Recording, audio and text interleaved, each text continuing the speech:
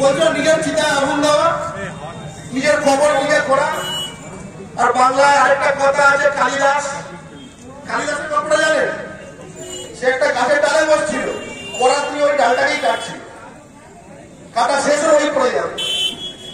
আপনাদের নিজেকে হরেকনামা দিতে হবে কি, যে আমি এই বাংলাদেশের অথবা পাকিস্তানের নাগরিক।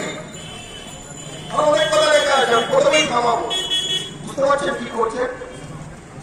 যে কথাটা গত 10 বছরে, 20 বছরে, 30 বছরে, 40 বছরে, 50 বছরে, 60 বছরে, 70 বছর ধরে যারা এখানে এসছেন আছেন, তাকে কোথাও লিখতে হয়নি। এখন হঠাৎ আপনার মাথায় দাগ দেওয়ার নিজেই দাগ দেবে, নিজেই দাগ দেবে। এবং সেটা চিরকাল কিন্তু সরকারের ঘরে থেকে যাবে। কালকে আইন আবার পাল্টে গেলে ভেসে যেতে পারে, আপনি বলে দিয়েছেন। কিন্তু ওই কাগজের ডকুমেন্ট নয় যে বিডিও অফিসে জমা পড়েছে, বিডিও অফিস ঘেরাও করে সব জ্বালিয়ে দিয়ে সব ঠিক হয়ে যাবে। আগেকার দিনে হতো, আগেকার দিনে যদি অনেকগুলো এরকম ঋণ টিন থাকতো, ঋণপত্র দিয়ে জ্বালিয়ে যেত। আগেকার দিনে হতো কিন্তু এখন আর সেদিন নেই, এখন ডিজিটালে করে দিতে হচ্ছে। আপনার কম্পিউটারে ফোনটা জ্বালিয়ে দিলে কিছু হবে না, বোঝার চেষ্টা করুন। অর্থাৎ এই আইনে আপনাকে নিজেকে বেনাগরিক ঘোষণা করতে হবেই, আপনাকে বাংলাদেশের ডকুমেন্ট বা পাকিস্তানের ডকুমেন্ট দিতে হবেই।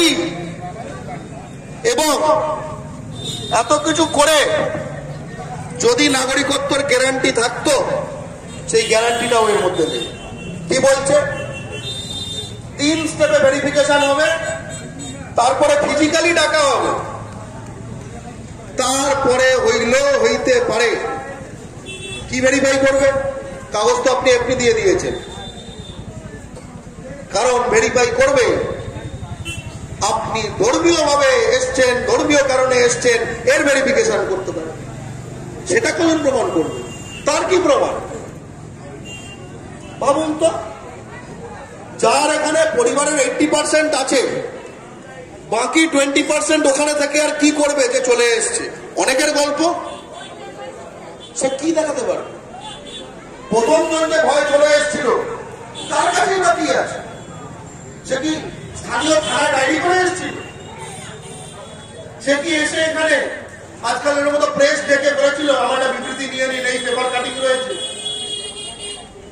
খুব ভয়ের কথা, কিন্তু ফাঁসিয়ে দিল। অর্থাৎ ভয়ের কথাটা কতটা? এবার আমি স্পষ্ট ভাবে বিজেপির সমর্থক যে বাঙালিরা, তাদের সাথে কথা বলতে চাই।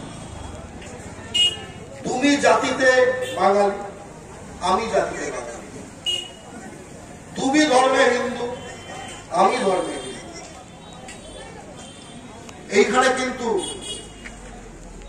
বিজেপি করেন না, তৃণমূল করেন না, কংগ্রেস করেন না, সিপিএম করেন, এর কোনো বাক্স নেই।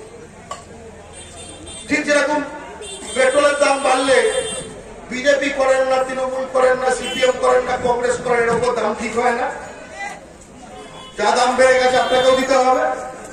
একই রকম ভাবে যখন এই অ্যাপ্লিকেশনটা করবেন, বিজেপি বলে ছাড়, মন্ডল সভাপতিকে বলা আছে, এসবের কোনো সিস্টেম নেই, কোনো সিস্টেম নেই।